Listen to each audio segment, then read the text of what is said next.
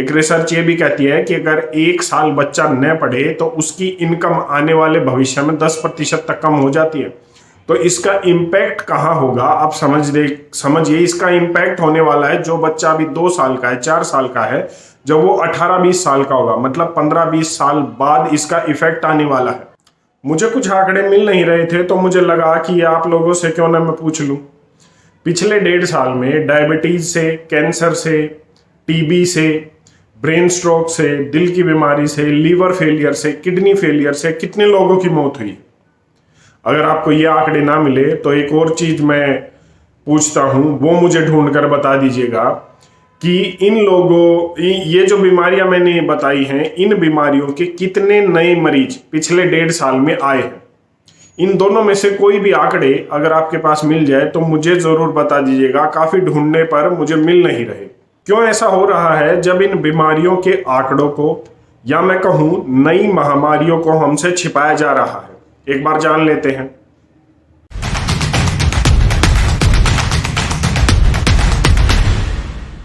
भारत में आधिकारिक रूप से लगभग 15 करोड़ लोग हैं जिनको डायबिटीज की बीमारी है।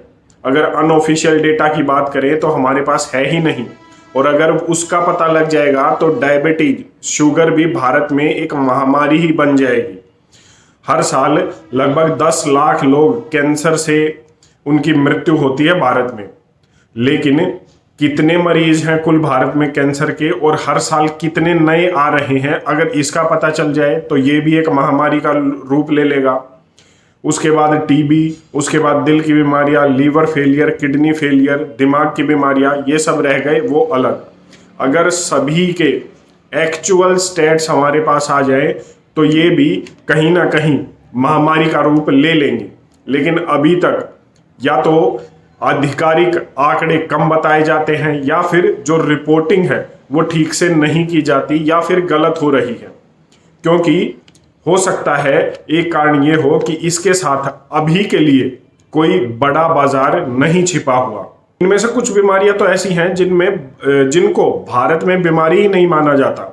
जैसे अगर दिमाग की बीमारी है तो कई बार रिश्तेदार, आस पड़ोस, गांव वाले ये कहते हैं कि ये तो नौटंकी कर रहा है, ये तो इस चीज से उस चीज से बचने के लिए पागल होने का नाटक कर रहा है। ऐसा ही हाल भारत में अन्य बीमारियों का भी है। कई बार बीमारियों को लेकर इतने सीरियस नहीं होते लोग, लेकिन फिर भी जो समस्या है उसको नकारा नहीं जा सकता।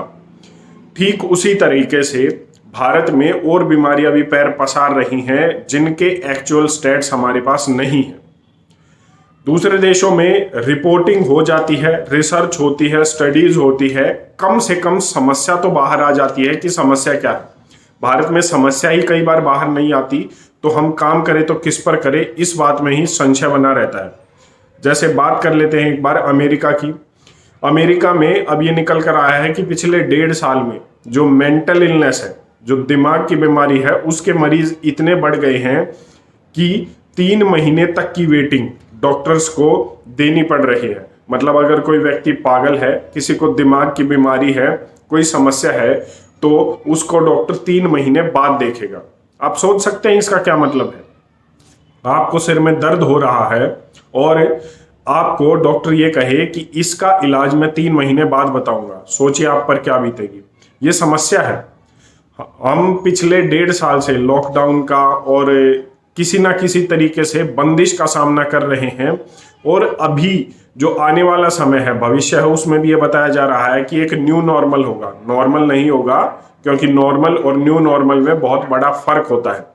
तो उसमें भी पूर्ण रूप से हमने देखा कि 1.5 साल में बंदिशें कंप्लीटली नहीं खुली हैं। कभी कोई बंदिशें, कभी कोई बंदिशें आती ही रहती हैं, जिसका प्रभाव दिमाग पर सबसे ज्यादा पड़ा है। हालांकि ऐसी कोई रिसर्च रिपोर्ट शायद भारत में भी निकली हो, लेकिन अमेरिका में निकलती है। वहां कम से कम, जैसा मैंने बताया, समस्या का तो पता रहता है। हमारे यहाँ तो पता ही नहीं है कितनों को समस्या हो रही है।